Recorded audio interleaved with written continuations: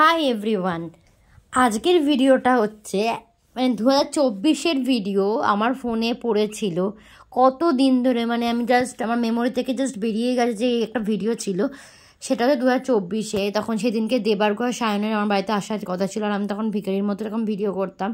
মানে আমি তোমাদেরকে দেখাচ্ছি যে কতটা আলাদা। মানে 2025-এ যেমন আমি ভিডিও করিই না, মানে মানে জাস্ট আমার ভালো লাগলে ভিডিও ছাড়ি। মানে কখনো যদি আমার মনে হয় জায়গাটা মানে মেমোরিটা আমি রাখবো আমার সাথে, তার জন্যে সবসময় গ্যালারিতে থাকে না, তাই ভিডিওটা আপলোড করি। আর এই টাইমটা, যে এই টাইমটা তোমরা ভিডিওটা দেখছো, মানে কি বলবো তোমাদের, আমি ডেসপারেট ছিলাম সেই টাইমে। মানে আমার মনে হয়েছিল যে প্রত্যেক দিন ভিডিও ছাড়লে মানে খাচ্ছি, হাগছি, যা কিছু করছি, মানে সব কিছু দেখালেই মানে ভিডিও মানে একদম বিশাল রিচ হয়ে যাবে, আর মানে আমি একদম বিশাল বড় একটা জায়গায় পৌঁছাবো। তারপর রিয়েলিটিটা বুঝলাম যে ক্রিঞ্জ ভিডিও না বানালে মানে তোমার ভিউজও হবে না, তোমার কিছুই হবে না।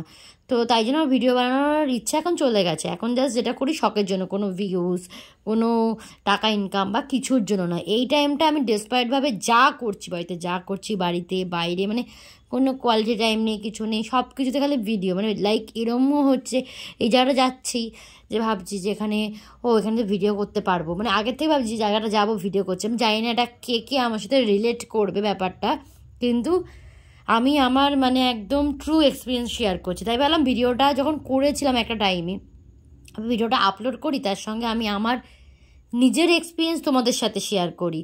তো এখন সেই দিনকে তো অনেক কিছু রান্না হয়েছিল। দেবার্ক যেহেতু টক ডাল ভীষণ ভালোবাসে, আর পাট শাক ভাজা যেটাও খুবই ভালোবাসে, আরও বলেই দেয় যে আমাকে পাট শাক করতে। তো তাই জন্য মা এইগুলোই রান্না করছিল স্পেশাল। আর ও যেহেতু মাছ খায় না, তাই ডিম করা হচ্ছিল। তো এখানে রসনা গুলছিল, আমি গুলছিলাম, কারণ সেই দিনটা ছিল খুব রোদে। আমার এক্সাক্ট মান তো মনে নেই ওরা কবে এসছে, মানে এতদিন হয়ে গেছে যে। তো সেই ভিডিওটাই আমি তোমাদের দিচ্ছি। তো এখানে আমি আরও অনেক কিছু ইউজলেস মানে সব কিছু করে বেরিয়েছি, তো আমি সেটা মিউজিক দিয়ে অ্যাড করে দিলাম।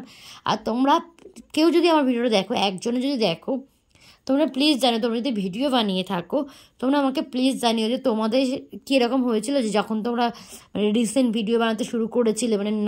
মানে এরকমও হতো যে একটা ভিডিও আপলোড করলাম, প্রায় ঘন্টায় খালি চেক করছি ইউটিউব স্টুডিওতে যে কত ভিউজ পড়ছে, বারবার রিফ্রেশ করছি। ইনস্টাগ্রামেও তাই, রিফ্রেশ মারছি যে মানে কত ভিউজ হচ্ছে। মানে এখন সেই ক্রেজটা একদমই চলে গেছে। আমি আর আমার বন্ধু সোনালিও, মানে আমরা দুজনেই এটা ছিল, মানে একটা টাইম এরকম গেছে এখন দুজনের কোনো ক্রেজ নেই। মানে ভিডিও করে রাখি যে মানে কখনো ছাড়বো বলে। তো আর অনেক সময় হয় ছাড়াও হয় না, মানে কোনো প্রায়োরিটি বেসিসে কিছু করি না। এখন বেরোলে আমরা এমনি মজা করি, ঘুরি, এরকমই করি। যাই হোক, তো আমি ওদের টাটা কেটে ওখান থেকে আনতে গেছিলাম, কারণ ওরা রাস্তা চিনতো না। তো তাই জন্য আনতে যাচ্ছিলাম এখানে টাটা কেটে, জায়গাটাও তোমাদেরকে দেখালাম। তারপরে এরা দুজন এসে হাজির। এরা দুজন আমাকে ফোন করে বলছে আমরা তোর বাড়িতে ঢুকে গেছি, আমি এদিকে টাটা কেটে দাঁড়িয়ে আছি। এরকম মানে ফালতু ছেলে পেলে, যা হোক। তো তারপর আমি একা বাড়ি চলে এলাম হেঁটে হেঁটে। তো রসনা দিয়েছিলাম আর খিস্তিও মারছিলাম, সেটা আর তোমাদের ভয়েসটা দিলাম না। তো লাস্টে রান্না প্রায় সব হয়ে গেছিলো, আর পাঁপড়ও মানে মা ভাজলো। তো তখন মানে কিছু একটা ভিডিও করলে ও বেগুনিও ভাজছিল আমার মা, বা অনেক কিছু রান্না করেছিল।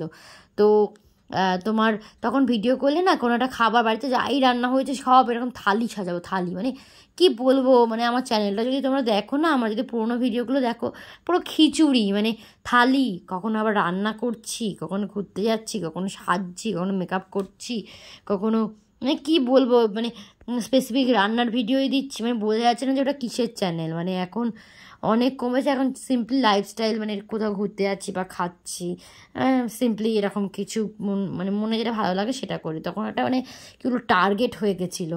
যাও, থালিটাও তখন শেয়ার মানে তুলতাম, তাই তোমাদের ভালো শেয়ার করেই তুলেছি যখন।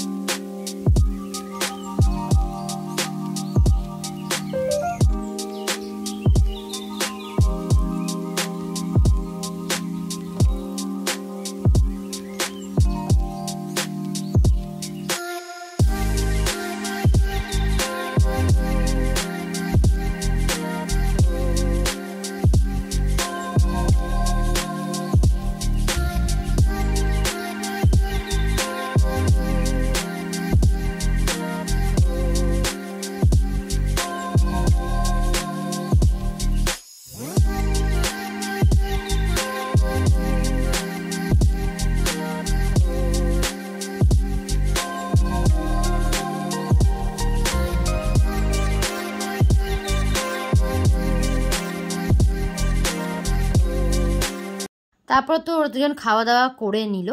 দেন আমরা একটু দুপুরে রেস্ট নিয়ে তারপরে আমিও খেয়ে নিলাম।